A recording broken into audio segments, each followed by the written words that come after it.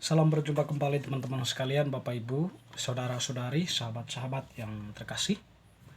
Pada kesempatan ini saya mengajak kita kembali lagi mendengarkan sabda Tuhan yang kita ambil dari penginjil Matius bab 20 ayat 17 sampai 28. Ketika Yesus akan pergi ke Yerusalem, ia memanggil kedua muridnya tersendiri dan berkata kepada mereka di tengah jalan, "Sekarang kita pergi ke Yerusalem, dan Anak Manusia akan diserahkan kepada imam-imam kepala dan ahli-ahli Taurat, dan mereka akan menjatuhi dia hukuman mati.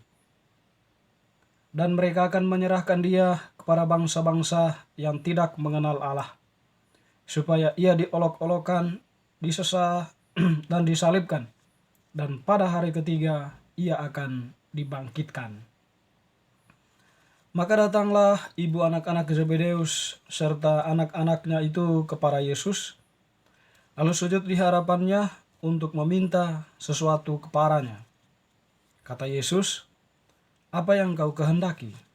Jawabnya, "Berilah perintah supaya kedua anakku ini boleh duduk kelak di dalam kerajaanmu, yang seorang di sebelah kananmu dan yang seorang lagi di sebelah kirimu." Tetapi Yesus menjawab mereka, katanya, "Kamu tidak tahu apa yang kamu minta. Dapatkah kamu meminum cawan yang harus kuminum?" Kata mereka kepadanya, "Kami dapat." Yesus berkata kepada mereka, "Cawanku memang akan kamu minum, tetapi hal duduk di sebelah kananku atau di sebelah kiriku, aku tidak berhak memberikannya. Itu akan diberikan kepada orang-orang bagi siapa Bapakku telah menyediakannya." Mendengar itu marahlah ke-10 murid yang lain kepada kedua saudara itu. Tetapi Yesus memanggil mereka lalu berkata, "Kamu tahu bahwa pemerintah-pemerintah bangsa-bangsa memerintah rakyatnya dengan tangan besi, dan pembesar-pembesar menjalankan kuasanya dengan keras atas mereka. Tidaklah demikian di antara kamu. Barang siapa ingin menjadi besar di antara kamu, hendaklah ia menjadi pelayanmu.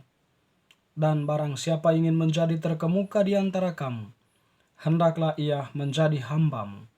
Sama seperti Anak Manusia datang bukan untuk dilayani, melainkan untuk melayani dan untuk memberikan nyawanya menjadi tebusan bagi banyak orang."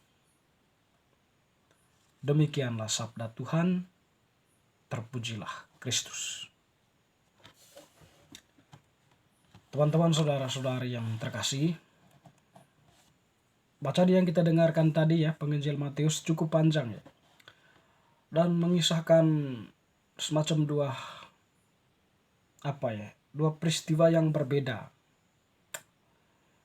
Dari bagian pertama, ini berkaitan dengan pemberitahuan Yesus tentang penderitaannya. Pemberitahuan yang ketiga ya di situ. Dan pada bagian kedua itu berbicara tentang konsep dari dari orang tua Yakobus dan Yohanes ya, ibunya ya, berkaitan dengan sistem kerajaan yang berada dalam takaran manusiawi. Jadi dia berpikir secara logika manusia tentang kerajaan yang akan didirikan oleh Yesus, atau yang dalam pikirannya berkaitan dengan Yesus sebagai raja itu ya. Pada bagian pertama kita mendengar bagaimana Yesus atau penginjil Matius ini mengisahkan tentang Yesus yang pergi ke Yerusalem, dan di tengah jalan dia memberitahukan kepada para muridnya bahwa dia akan diserahkan kepada imam-imam kepala dan ahli-ahli Taurat, dan mereka akan menjatuhi dia hukuman mati. Jadi pemberitahuan tentang Yesus yang akan menderita dan wafat di salib sudah jauh-jauh hari disampaikan oleh Yesus. Dan pada kesempatan ini ya, ketika berjalan menuju ke Yerusalem, sebab kita tahu Yerusalem itu menjadi tempat banyaknya para nabi yang dibunuh ya, disiksa sedemikian rupa. Sehingga orang itu kalau menyebut Yerusalem terkadang dalam pikiran mereka ya mungkin terngiang-ngiang tentang peristiwa-peristiwa atau sejarah-sejarah yang mereka dengar ya dari nenek moyang mereka, dari orang tua mereka berkaitan dengan para nabi yang dibunuh di sana. Dan ketika Yesus ke sana ya juga sebenarnya dalam posisinya sebagai nabi mengorbankan dirinya nanti di sana lewat salib, ya, penderitaan yang akan dia alami. Dia mati di Yerusalem juga, di Golgota ya. Tapi di situ ya sebagai sebuah Yesus datang semacam ya melawat para nabi itu ya. Dia juga datang semacam memberkati ya, atau menghargai perjuangan mereka ya, pengorbanan mereka. Tuhan juga menyempurnakan pengorbanan mereka. Tuhan sendiri mengorbankan dirinya di sana bersama dengan mereka. Tentu dalam suatu tujuan bersama menyelamatkan manusia. Lalu pada konsep yang kedua ya, masuk hubungan dengan itu semacam kedua kisah yang bertolak belakang. Yesus mau mendirikan kerajaannya dalam arti kerajaan Allah itu berkuasa. Kalau Allah yang berkuasa berarti yang memerintah itu adalah kebenaran. Tentu dalam hal ini bukan dalam takaran konsep kerajaan dalam tataran pikiran manusia, tetapi dalam tataran atau konsep ilahi, konsep iman ya, di mana kerajaan Allah itu adalah sebuah kerajaan di mana kebenaran itu berkuasa, sehingga manusianya pun hidup dalam kedamaian, hidup dalam kerukunan, menghadirkan kerajaan Allah di tengah dunia melalui manusia-manusia itu. Nah, itulah konsep kerajaan yang dibangun oleh Yesus. Bukan seperti yang dipikirkan oleh ibu Yakobus dan Yohanes, di mana dia meminta Yesus agar nantinya kelak kedua anaknya itu seorang duduk di sebelah kiri dan kanan Yesus. Ya, Yesus pun menjawab ya, dapatkah kamu meminum cawan yang kuminum? Kamu nanti akan minum, tetapi untuk posisi duduk di sebelah kiri dan kanan itu bukan aku yang menentukan, tetapi Bapakku yang menentukan bagi siapa dia menghendaki hal tersebut. Ya.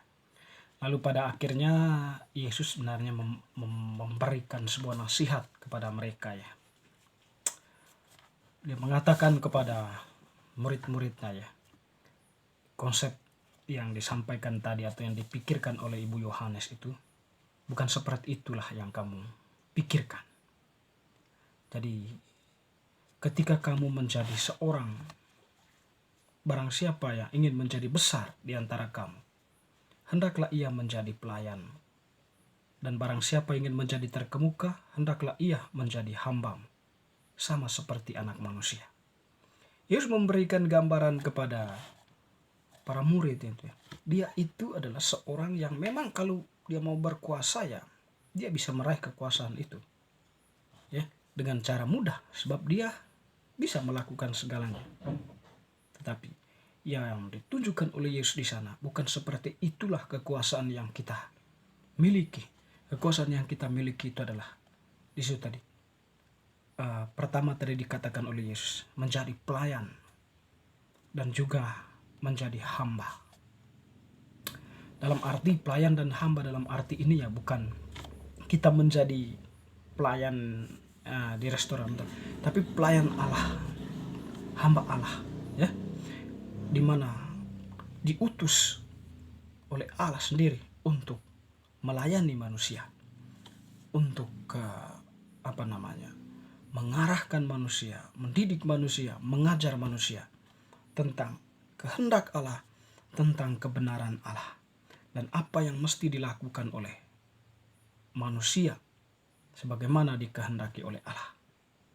Jadi di situ kiranya poinnya, bahwa bersama Yesus kekuasaan yang dimiliki oleh Yesus dan para muridnya nanti yang akan diwariskan kepada mereka. Bukan dalam konsep tataran dunia ini, di mana mereka memerintah dengan tangan besi dan berkuasa dengan keras dan kejam. Ya.